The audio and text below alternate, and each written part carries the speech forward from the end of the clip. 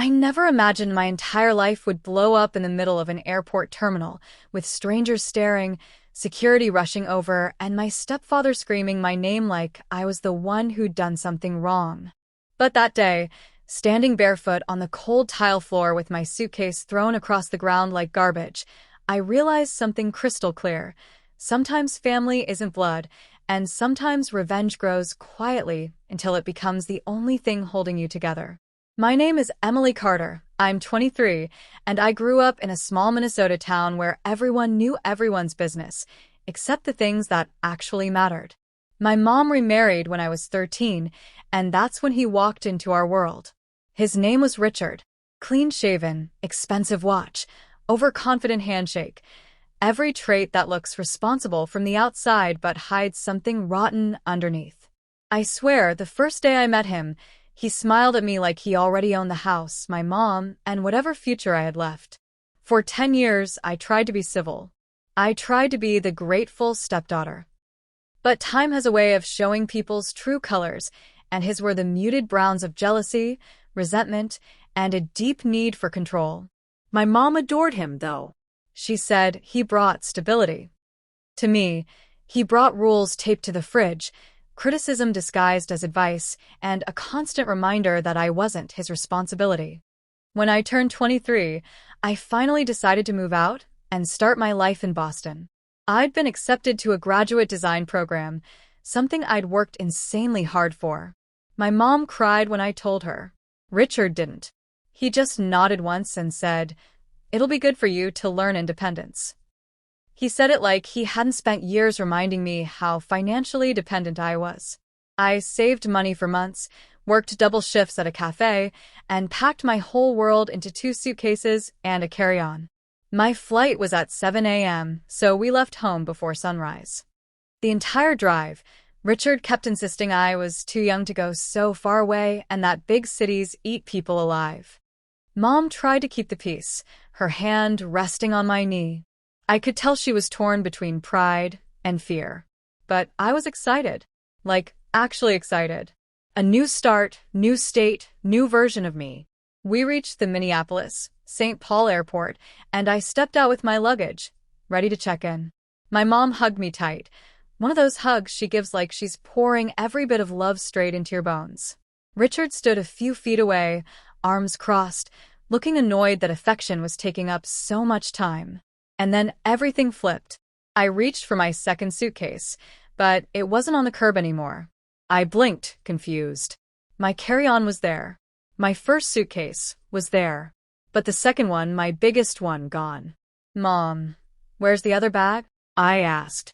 Richard didn't even hesitate. He just smirked and said, "Oh, that?" I took it out of the car at the gas station. "You won't need junk like that in Boston." My brain stopped. "What did you say?" He shrugged. "That luggage was full of unnecessary things. I'm doing you a favor. Time to grow up." My mom's face drained of color. She whispered, "Richard, please tell me you didn't." But he did. He left it at the gas station 20 miles back. And the worst part? He did it on purpose. I felt fire crawl up my spine. That suitcase had all my design project samples, all my tools, my laptop charger, my documents. He didn't care. He literally rolled his eyes and said, "If you can't keep track of your own things, that's your problem."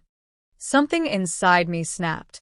Years of swallowing comments, years of staying quiet so my mom wouldn't feel caught in the middle. It all cracked open. I stepped toward him, shaking with anger. "You sabotaged me," I said. "You actually sabotaged my future." He pointed a finger in my face. "Watch your tone. You're leaving today, and you're not coming back to blame us when your big city dream falls apart." I wasn't even crying. I was too angry for tears. My mom kept saying his name over and over, begging him to calm down, but he ignored her and grabbed my remaining suitcase, my last suitcase, and shoved it so hard it toppled onto the airport floor, popping open slightly. People were staring, whispering. My cheeks burned, but not from embarrassment. From the promise forming in my chest, I will never let this man control my life again. I kneeled to fix the suitcase, trying to breathe, trying not to scream. And that's when the airport security officer walked up. A tall man in a navy uniform, calm face, serious eyes. "Ma'am, is this your luggage?" "Yes," I said quietly. Richard jumped in. "Actually, it's mine. We're checking it together." She's confused and emotional. I swear I almost laughed out loud. Emotional? After everything?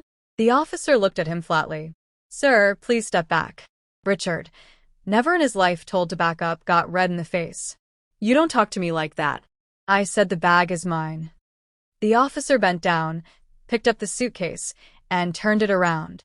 There, clear as daylight, was my name written in big black marker. Emily Carter. The officer looked at him again. "Sir, I need you to come with me for a moment." Richard sputtered.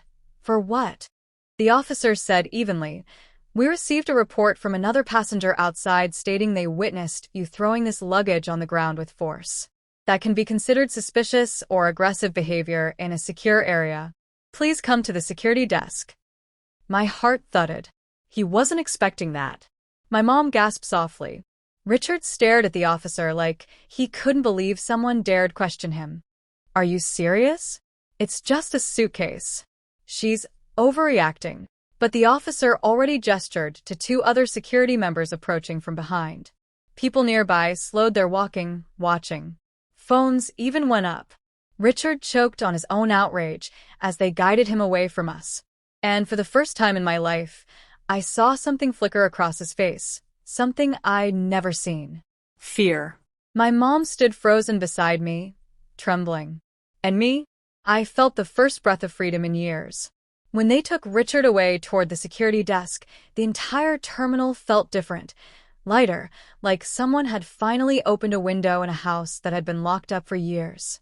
I stood there gripping the handle of my suitcase, heart pounding, trying to make sense of everything that had just happened. My mom hovered beside me, wringing her hands, her voice trembling as she said, "Emily, I didn't know he'd do something like that." I believed her. My mom wasn't perfect, but she wasn't cruel. She just lived in survival mode, always trying to keep peace, even when the peace wasn't real. But now she stood face to face with the consequences of staying quiet for too long. I took a breath. "Mom, my whole portfolio was in that bag." Her eyes filled instantly. "I'm so sorry. I can call the gas station. I can drive back. We'll get it." "Mom," I said gently. "He didn't forget it. He did it on purpose." She closed her eyes as if that truth hurt more than anything else. And maybe it did. Loving someone who keeps showing you their worst sides is its own kind of heartbreak. Before either of us could say another word, a second security officer walked toward us. A woman with a professional, steady voice. "Mom?" "We need you to come to the security desk for a moment. We have some questions." My mom looked scared, but the officer clarified. "Not in trouble. We just need a statement." We followed her through a short hallway and into a small office where Richard sat in a chair, red-faced and furious. His arms were crossed so tightly against his chest that he looked like a kid being forced into timeout. Two officers stood nearby, watching him like he was a ticking bomb of entitlement. The female officer gestured for me to sit across from him. My mom sat next to me, holding my hand so tight it almost hurt. The male officer who'd stopped us earlier cleared his throat. "We reviewed footage. Sir, you aggressively threw the luggage on the ground. Then you attempted to claim it wasn't your stepdaughter's. That's a problem." Richard leaned forward, nostrils flaring. "You're making a big deal out of nothing." The officer raised a hand, calm but firm. "Sir, dangerous behavior toward luggage in a secure area is not nothing. We're trying to determine whether this was a domestic dispute or a potential security issue." I swallowed. He sabotaged my belongings. He left my other suitcase 20 miles away on purpose. It has important documents and equipment for my graduate program. The officer took notes. My voice didn't shake. For the first time in forever, I felt like the adult in the room, and he looked like the unstable one. Richard snapped his head toward me. "Stop dramatizing. You always twist stories to play the victim." "Sir." The officer cut him off sharply. "One more outburst, and you'll be escorted out of the building." Mom flinched, but something subtle shifted in her face, like a tiny spark of clarity. She looked at him properly, maybe for the first time in years. Not like a husband, not like a protector, but like a man who had just shown her exactly how little he cared for her daughter. The female officer turned to me. We contacted the highway patrol. They're sending someone to the gas station to check for the missing suitcase.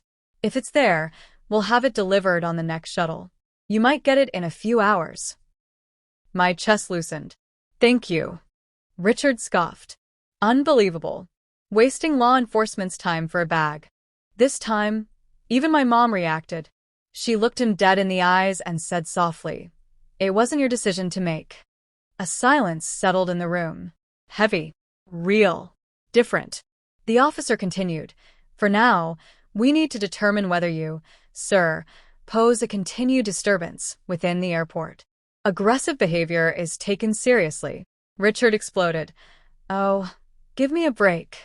I'm trying to help her grow up. She's running off to Boston with unrealistic dreams. Someone had to bring her down to earth." Every officer in the room stiffened at once. Me? I just stared at him, letting the words settle.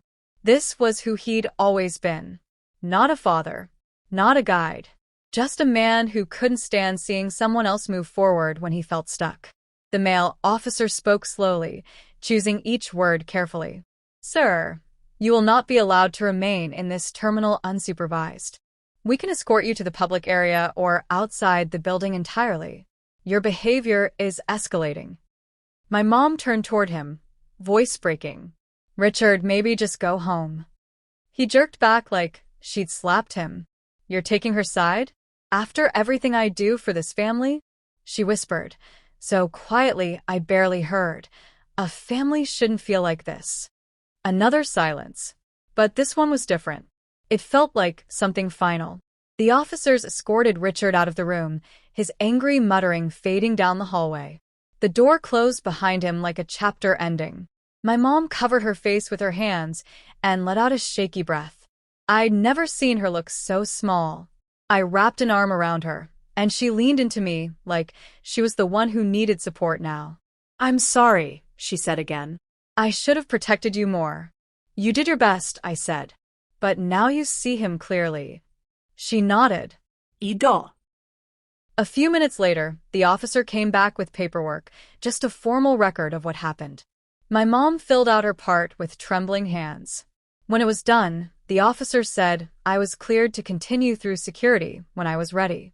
Mom asked, "Do you want me to wait with you until you board?" "Yes," I said softly, because despite everything, she was still my mom. We walked back into the terminal. It felt like stepping into a different life. I held onto my suitcase. Mom held on to me. Richard was nowhere in sight. I checked in my luggage, passed through TSA, and finally reached the gate. Mom sat with me the whole time, silent but steady. A strange peace settled between us, like truth had finally replaced the years of pretending. When the boarding announcement started, she hugged me tight. "Live your life," she whispered. "Don't let anyone stop you. Not even me." I hugged her back. "Come visit me once you're ready." She nodded with a small, hopeful smile. I boarded the plane, took my seat by the window, and watched the airport shrink outside. For the first time in a long, long time, I felt like I wasn't running away. I was finally running toward something. When the plane touched down in Boston, the first thing I felt was the air, different, salty, alive. Like the city itself exhaled right into my chest. I sat there for a moment, letting people rush past me while I stayed still, holding the armrest with both hands. Back in Minnesota, everything had felt heavy. Here, everything felt wide open, like the world was saying, "Okay, kid, your turn." My missing suitcase arrived 2 hours after landing. Airport staff rolled it out themselves, still intact, still mine. And when I unzipped it later in my tiny rented room, I found something I hadn't seen before. A small, folded sketch I'd made years ago. A drawing of my mom and me sitting at a park bench, our legs dangling, smiling like life was simple. I'd forgotten I kept it at the bottom. That little drawing hit me harder than anything else that week. Boston wasn't easy, though. The buildings were huge, the sidewalks fast, the nights loud. I moved into a small attic room I found on a student board, slanted ceilings, creaky floor, a window that rattled when the wind blew off the harbor. But it felt like mine. No rules taped to the fridge. No footsteps pacing the hallway at night. Just space and silence and possibility. Classes started 2 days later. I studied design, illustration, visual storytelling. My professors were intense, but they noticed effort. They noticed talent. For the first time, I wasn't someone's stepdaughter or someone's problem. I was a person. A creator. Someone whose ideas mattered. And with every assignment I submitted, every project pinned to the critique wall, I felt layers of my old life peeling off. My mom called the second night after I arrived. Her voice was tired, but calm. I asked Richard to stay with his brother for a while, she told me. The house is quiet. I didn't ask what happened after the airport. I didn't need to. A door had closed, and she was finally seeing the handle. Over the next few weeks, she opened up more. She said she'd started sleeping better, eating better, thinking clearer. And every call, every little update, gave me hope that maybe she'd find her own freedom too. But freedom isn't clean. It comes with grief. Some nights I lay in my small attic bed and cried for the girl I used to be. The one who tried so hard to make someone love her, who never would. The one who stayed silent to keep peace that wasn't worth keeping. The one who grew up afraid of anger that wasn't hers. Then, slowly, I stopped crying. And I started living instead. One cold evening in October, I got a text from my mom. "Can you talk?" We hopped on a video call. She looked pale and nervous. "Emily," she said quietly, "I told him I'm filing for separation." I blinked. "Are you sure?" She nodded, tears gathering at the edges. "He crossed a line. And once you see a line that clearly, you can't unsee it." She exhaled. The airport, it woke me up. I felt something warm spread in my chest. Not happiness exactly, relief, maybe. Relief that she wasn't going back into a burning house. "What did he say?" I asked. Her lips tightened. "He yelled. He blamed you. He blamed everyone." She shook her head. "But he didn't frighten me this time." For the first time in years, I saw strength in her eyes. Real strength, not the kind built on tolerating pain. "That's brave," I told her. "I'm proud of you." She cried then. Really cried. But not the broken, hopeless kind. More like someone finally breathing after holding it in too long. When the call ended, I sat in my attic chair looking out at the city lights, thinking about how life could twist, how people could break, and how healing sometimes started in the exact moment everything fell apart that I kept studying, kept drawing, kept becoming myself. The more I grew, the more I realized something important. Richard never hated me because I was weak. He hated me because I was strong. Because I wanted a future bigger than the one he could control. Because people like him shrink in the presence of anyone who tries to rise. And the truth was, I did rise. By Thanksgiving break, my portfolio had improved so much that my professor, Dr. Lennox, offered me an on-campus job helping design promotional materials. It wasn't much, but it paid enough for groceries and my subway pass. For the first time, I felt self-sufficient. Mom decided not to celebrate with extended family that year. Instead, she FaceTimed me from our living room. A quiet evening, warm lights, her hair pulled back in a simple bun, a half smile on her face. She looked peaceful. I didn't even realize how much I wished for that until I saw it. Around December, something strange happened. I got a call from airport security. They wanted to inform me that the case involving my stepfather had taken a turn. Apparently, after being escorted out of the terminal that day, he had caused another disturbance in the parking structure. Nothing violent, but enough to get himself flagged. They told me the incident had been formally documented and could be used if I ever needed a record in the future. I thanked them, hung up, sat there in silence. It was weird. I always thought revenge would feel explosive like fire or lightning. But the real revenge wasn't dramatic at all. It was quiet. It was dignity. It was watching the consequences slide back to the person who earned them. He threw my luggage out. He tried to break my future. And life itself called him to the desk. Not me. Not my mom. Life. The spring semester rolled in with warmer air and longer days. By then, the attic room felt like home. My sketches lined the walls. My textbooks piled up on the desk. I'd made 2 friends who laughed too loudly and dragged me to late-night diners. Mom sent me pictures of her new haircut, her new recipes, her new life. Everything slowly clicked into place. One evening, I was walking along the Charles River, the water shimmering under streetlights, when I suddenly thought of 13-year-old me, the girl who met a man with an expensive watch and mistook silence for survival. I wished I could meet her now. I'd tell her she'd make it out. I'd tell her she wasn't wrong for dreaming bigger. I'd tell her that love, real love, doesn't punish you for growing.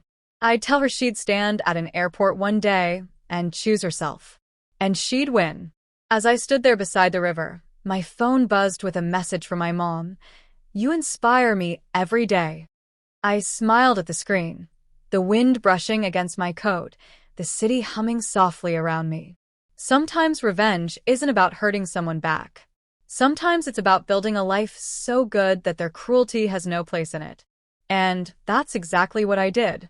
If you enjoyed this story, don't forget to hit the like button, subscribe to the channel, and leave a comment below to share your thoughts.